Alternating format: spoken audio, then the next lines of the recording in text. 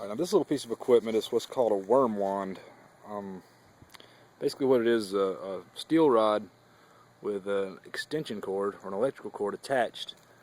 The positive is attached to the metal here, and the negative is just bound up and kept away from kept isolated so that it doesn't touch the metal. It's just wrapped up in plastic inside of this handle here. It's a homemade device, but it's for harvesting worms, and I'll show you how that's done. Now, as you remember, over here is where I dump my fish waste or the sludge that comes out of my biofilter. I'm just going to stick this wand right down in the ground here. Find a good soft spot. There we go. Stick it right down in the ground there. Then find the plug and plug it into this extension cord. Now, this is probably not a sustainable way to do things if you're not attracting and feeding the worms and growing them. But this also saves energy in digging the worms and that kind of thing. So once the ground is electrified, you should start seeing some worms come up here in just a second. Ground has to be moist. The moisture in the ground makes it more conductive to electricity.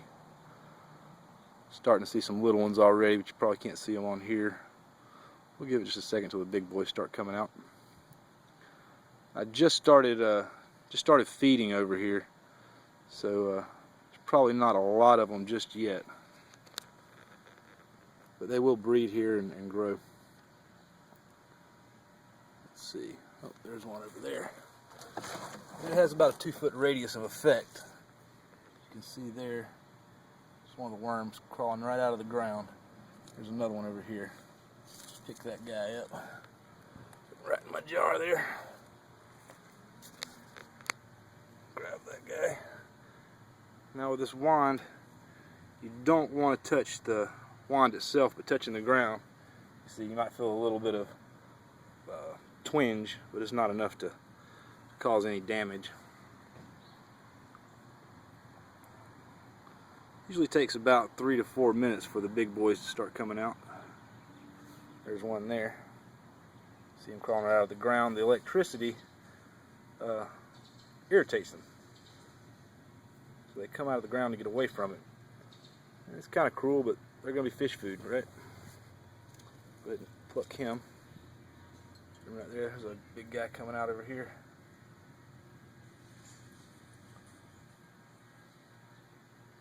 In this manner, you don't have to disturb the earth so much, and you just grab as many as you want to feed, and then you pull the thing out of the ground, and the rest are fine after that. There's one, there's another one coming up right there. About a 2-foot radius of effect if the ground's good and wet. And just come right out of the ground. There we go. Alright, that's all I'm going to harvest right now. Pull that thing out of the ground. Like I said, make sure you don't touch the steel. Alright, so that's the worm wand.